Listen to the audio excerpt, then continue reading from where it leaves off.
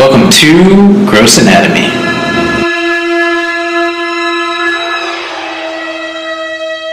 Welcome to Gross Anatomy, everybody. I'm Dr. Jason Cohen, and I'm joined by smoothie drinker Raya O'Neill. And what are we talking about today, Raya? Well, today, I just want to say, may the 4th be with you. May the 4th be with you. That's I love that. Yeah. Is that and I want to talk about that, but that's not our topic today, is it? No, that's not our topic. Our topic today is skin cancer awareness. Skin cancer awareness, but you know what? You look at, you Google, there's so many awarenesses months. But this month has a lot. Yeah, and it's also mental health awareness month. So May is both skin cancer awareness month and mental health awareness month. And May the 4th be with you makes me think of, and we actually did a little Instagram post about it. May the 4th be with you, all of you, wellness, mental health. And I think that's very appropriate for mental health and wellness. And may the 4th be with all of you. I love that. You're right. Yeah. Yeah, May is it's a big awareness month this month. It's a big awareness month. And you know what else is interesting? Even though we're talking about skin, we're interviewing, I run this pre-med program. There are 3 sessions. So we had just finished our spring session. We're about to start interviewing for our summer session. Actually, we have been interviewing. And one of the questions we ask our interviewees is tell us about some kind of complex or difficult situation you've had in your life and how you overcame it. And it's amazing how many of all of us have at some point in our lives dealt with mental health and mental wellness, and how it's a part of our lives and a part of our becoming who we are. And it's just so normal. And it's good that it's becoming okay to talk about it. Yeah, it's okay to not be okay. It's okay to not be okay, and may the 4th be with you. I love that. Oh, yeah. For my mental health, I just came back from the gym. I try to go every day, even if I don't do something hardcore every day, just to move my body. And I think studies show that that's so important, is moving, some kind of movement every day. And the other thing that's really important every day is going outside. And as doctors who work so hard, we often don't get to be out in the sun, but hopefully you can incorporate movement and outside. But I'm not so good with the outside part, but I do try to do some kind of movement every day. Yeah, I know. And I try and set a timer to, when I'm working at my computer, because I'm staring, set a timer and go on a 10-minute walk or do a loop. Yeah, that's great. It's great. It's so important, and we know that. So when I'm outside, I have my sunscreen on because it's Skin Cancer Awareness Month. And there you go. And that's a good tie-in there. We go outside, but I think that's the biggest lesson to Skin Cancer Awareness Month is sunscreen, right? Sunscreen's kind of been getting a lot of love lately. It's becoming it's a part of my skincare routine. It honestly has been for a few years. But I feel like it's cool to wear sunscreen again on your face. When I was a kid, a zillion years ago, it wasn't cool. Yeah. And not only wasn't it cool, but we used to tan, forget about it. You'd go away on vacation or would be hanging out and we'd be putting on oil, we'd be putting on baby oil. Yeah. And we'd be okay, we're going to lay 5 minutes on our back, then we're going to turn on our side, then we're going to do 5 minutes on our front, and to try to get the perfect tan. It's crazy. I wish I'm definitely suffering the effects of all the tanning I did as a kid. Do you wear sunscreen now every day? Do you have a skincare routine? I kind of do have a skincare routine, believe it or not. But it's not so much because it's sunscreen. It's more because I love the smell of it. And they should sponsor us. Sunbun. Sunbun? You know Sunbun? Sunbun, yeah. Yeah. I love their product. Oh, really? Because I love that smell, that banana. Oh, yeah, it smells good. It's sweet. Yeah, Sunbum. It reminds me of my youth, of the best, the tropical coconutty smell of my youth of putting on suntan lotion, because that was the same kind of smell. So I put it on my face, and believe it or not, I put a little in my hair too, and I slick my hair back just because I love the smell of it. Calm down. Yeah, so I put it on my cheeks and my nose and my forehead and lips, and then I smear a little in my hair. Wow. That's my routine. I do it every morning in the hair, no matter what. So you're protected. Yeah, my hair is protected. Everything's protected. I use Elta MD, which is like a very popular brand. A lot of girls. It's so funny. I've been using it for a while. My dermatologist in New York recommended it. And now I see it everywhere, like in everyone's little medicine cabinet, like they're, Oh yeah, we have it. My wife, the master injector, definitely has that. That's but it's totally the best. I like never break out. I also use a tinted moisturizer sometimes. Like you can, if you're wearing makeup, girls, you can still have SPF in your moisturizer. Do you know that song? I don't know the name of the song called. I think it's called "Trust Me on the Sunscreen" or "On the Sunscreen." Do you know that song? No. It is a great song. I should almost play it for you while we're podcasting. It's this graduation address that someone put. I think it's called "Everyone's Free." That someone put to music, and one of the lines is "Wear sunscreen." That doesn't sound familiar? No, not at all. Let's see if I could play it for us. The long-term benefits of sunscreen have been proved by scientists, whereas the rest of my advice has no basis more reliable than my own meandering experience. Or worrying, but know that worrying is as effective as trying to solve an algebra equation by chewing bubblegum. All right, well, but I recommend it to all our listeners. It's this great, I think it was someone who actually gave a graduation address that's just wonderful, and then someone put it to this music, and I recommend it to everybody. It's called "Everybody's Free to Wear Sunscreen," and it's so funny that it made me think about that, and it is Skin Cancer Awareness Month. It's just such a great motivational speech. So I recommend it when we hang up, when we finish podcasting, that you should listen to it. It's just cool. It's just really cool. So that's my big recommendation. Still on the topic of skin cancer, do you know what the most common type of skin cancer is?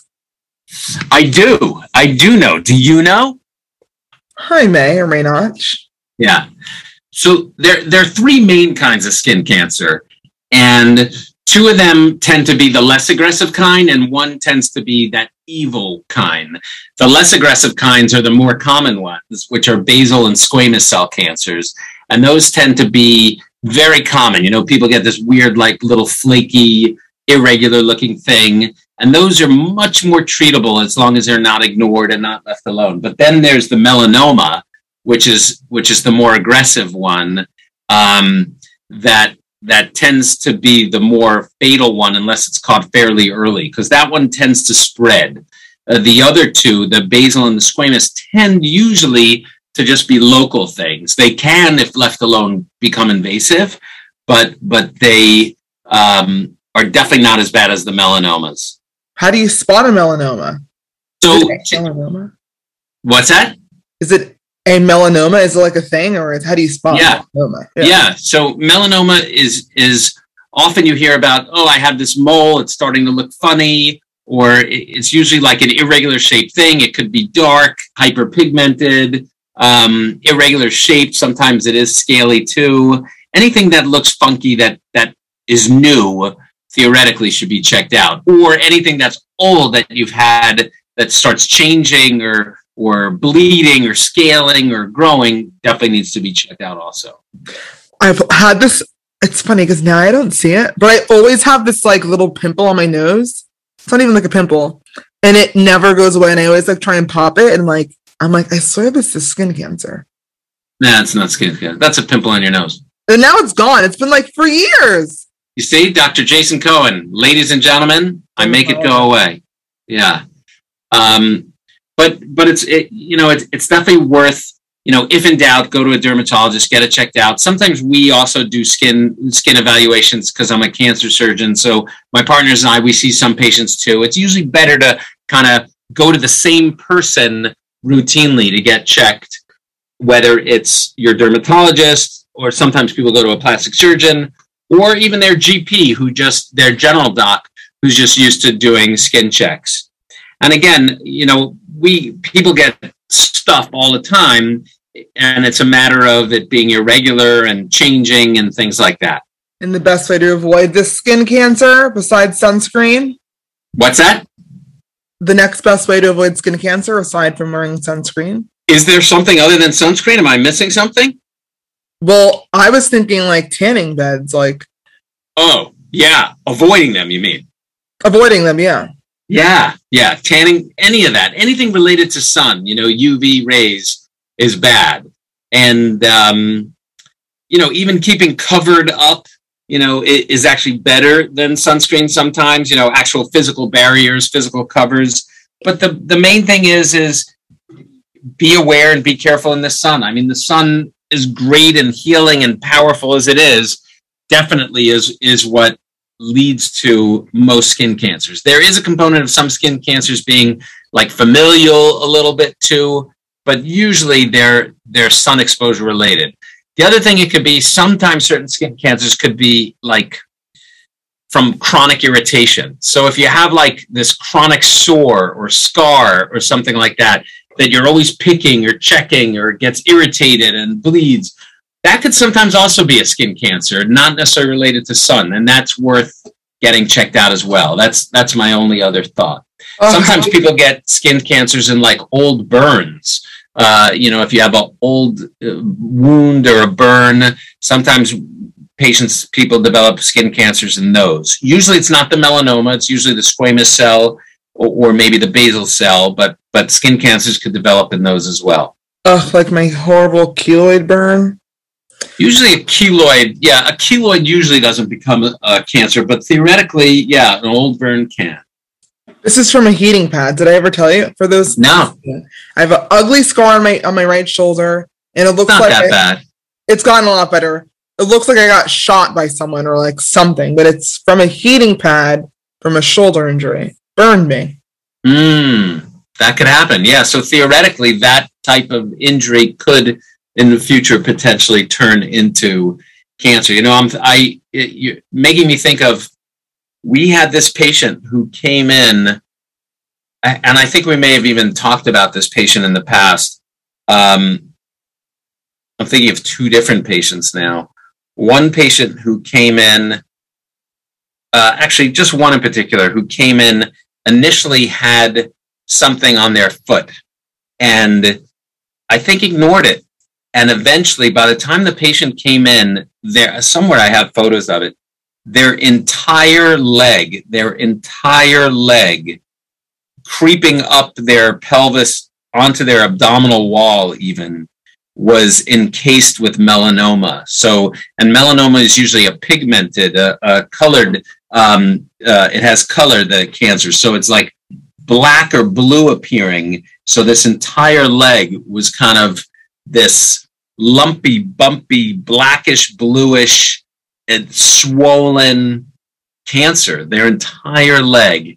And unfortunately, by the time the patient showed up, there was really no way of treating the patient. We discussed the possibility, but it was even too far gone of doing, believe it or not, what's called a hemicorpectomy, which means actually removing part of their body, their whole lower body, as a potential treatment to cure this patient. But it was already even too far spread and too far gone, and the person wasn't really a candidate for that. But we got into the discussion, maybe, that might be something to save the patient, but ultimately a patient died. And it was more about trying to keep the patient comfortable. That's sad. Yeah, and it was painful. I bet. Wow. We're getting deep on Skin Cancer Awareness Month. Yeah. What I think, anytime I think of melanoma, I always think of Bob Marley. Why? Did he have melanoma? Bob Marley died of melanoma. That's what he actually died of. And really? And some people know it, but a lot of people don't. He had a rarer form of melanoma. He had what's called a subungual melanoma, which isn't from sun exposure. People sometimes get them in their nail beds. And that's one of the weird things about melanomas. You could get it in weird places. In fact, a friend of mine's dad had it in their eye, and it's not a sun thing. And they wound up needing their whole orbit, their whole eye removed, and ultimately the dad unfortunately died from it years later when it came back. But Bob Marley had one in his nail bed on his toe. He had it on his toe. Oh, I did know that. Yeah, and some people get them, and it looks very much like, like when like something falls on your toe or on your finger, and you get that black and blue in your finger. Yeah, that's exactly what it looks like. But in someone who's darker skinned, someone who's black or darker skinned, it may not be as obvious and noticeable. But he presented the sad part of it is, I don't know. I didn't care for him. He was 36, which is crazy. And yet he has such an amazing breadth of work, and he's so amazing. But supposedly the treatment when someone has a melanoma in their nail bed, usually the treatment is amputation of that digit, of that toe, of that finger. And often, if caught early enough, that's all you need for treatment. And the story goes is he refused, he did not want his toe cut off. And he refused that form of treatment, and he just kind of had it cut off at the nail instead of really cutting off the entire toe and sure enough, it eventually progressed and kind of overtook his whole body, and he eventually died from it. Wow, imagine if you just cut the toe off. I know. I mean, it's easier said than done, and I don't know which toe it was. I'm sure we could find out and look, but yeah, theoretically, just removing the toe. Sometimes you have to do lymph nodes too. But often, if caught early enough, that's adequate treatment for that kind of melanoma. The problem is we may not, something like that could easily be missed and ignored by someone for a long time. Oh, I banged my finger. I thought I heard it. I thought I banged it in a door or whatever. And then by the time you realize, hey, something's going on, it could spread to the lymph nodes, which often is the case, and then other parts of the body. Yeah. And the problem with melanoma is once it's spread, it's a pretty hard cancer to treat. We don't, certain cancers we have very good therapies for, like chemotherapies and things like that. We really don't have anything great at this point in time for melanoma, unfortunately. So there's a lot of experimental therapies. There's immune therapy. There's vaccine therapies, but it's still one of those real toughies. Yeah. Wow. God, now I'm freaking out. Every time I get a bruise, I'm going to think it's melanoma. Yeah. So whenever I have a patient who comes in for a skin check, I don't just check their whole body. I actually make them take their shoes and socks off, and I look at their toenails. Yeah. And fingernails, and in between the webs of their feet and toes, and because you never know. Gosh, you never know. Yeah, melanoma is a weird one. You could even get an anal melanoma, believe it or not. Ouch. As bizarre as that sounds. Yeah. No body is safe. No body part is safe. Yeah. Yeah. And there you go. What a happy topic today. Oh man, to switch gears. How can we end it on a happy note? We can end it on a happy note by saying that the sun is still beautiful and we love sunshine. We do love sunshine, and it is a great source of healing, and it really is good to get outside every day and enjoy that sun. And, as horrible as COVID was, a lot of people got outside and appreciated the sunshine and nature over COVID, and we'll see what happens. We'll see what happens. Outside might have been the safest place to be. No, definitely not. Don't quote me on that. That's really not true. But it was COVID. Yeah. No, outside. Alone outside was definitely the safest place. It was. Yeah. Well, just not big giant groups. Now there's another rooster. I didn't know that. What's a rooster? No, a booster. Oh, a booster. There's another rooster. There's a second rooster out. Yes, there's another rooster. Yeah, there's more boosters and more to come. Who knows? It's all a mystery. My goodness. My goodness. But you don't need masks on planes anymore, right? At least domestically. We talked about that. We did. And because I'm about to go back east this weekend. Oh, really? For a bat mitzvah, for my cousin's kid's bat mitzvah. Oh, how fun. Yeah, so I'm flying on a red eye tomorrow night to Rhode Island for a bat mitzvah. Oh, I love Rhode Island.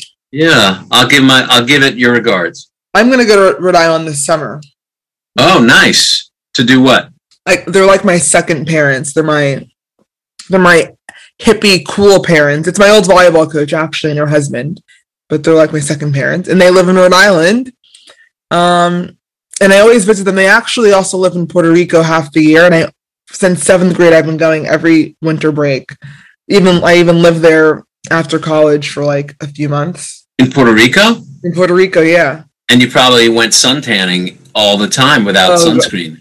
I always wear sunscreen, and people are always like, "Oh, you're black. You don't need." No, black people get sunburn, and I actually get sun poisoning when I'm there every year. Yeah, and skin cancer too.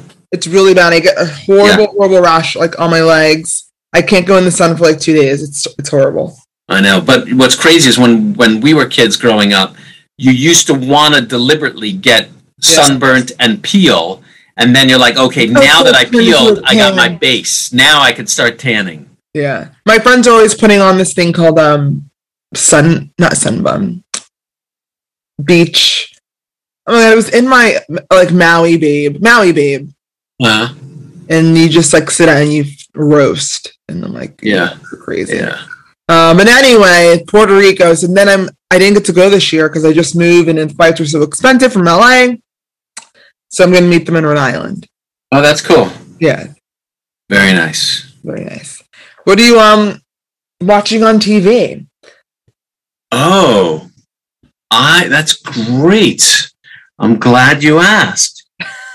I am watching Winning Time. Oh, I've heard great things. I need to start it. Yes. I binged it.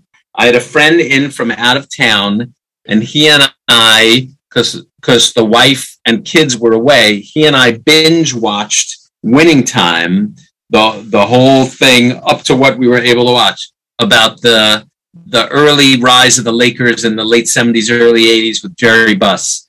I thought it was great. I think it's great. I'm going to start it. I got to ask my dad if he's watched it. And Magic Johnson, and a young Magic Johnson and Kareem Abdul-Jabbar. I mean, it's amazing. I recommend it. One thing I learned that, I didn't know, I'm not that huge a basketball fan, although I love watching basketball. But one of the players, Dixon, who was on that team, his last name is Dixon, I think that's his last name, is portrayed by his son. Oh, I love in real life in the show right now, and I think that's just so cool. I love when they do that. Yeah, I think that's really cool. Yeah. Okay, I'll start it so we have more to talk about. Yeah, what are you watching?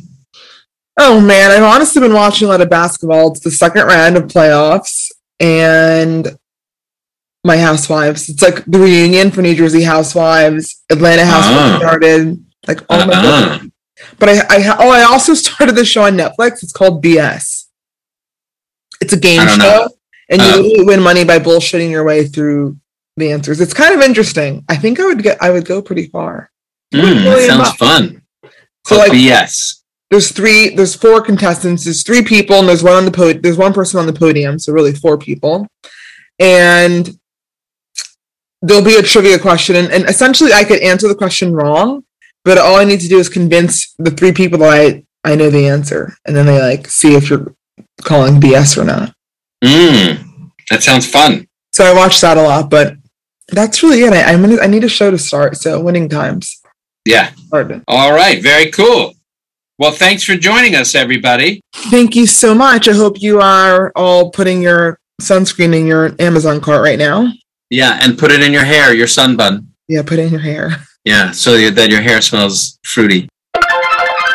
That's it for this week. Thanks for listening to Gross Anatomy, and be sure to subscribe to our podcast so you can check out more episodes on the evolving sights, smells, and sounds of medicine. Gross Anatomy is not intended to be a substitute for professional medical advice, diagnosis, or treatment. Always seek the advice of your physician or other qualified health provider with any questions you may have regarding a medical condition.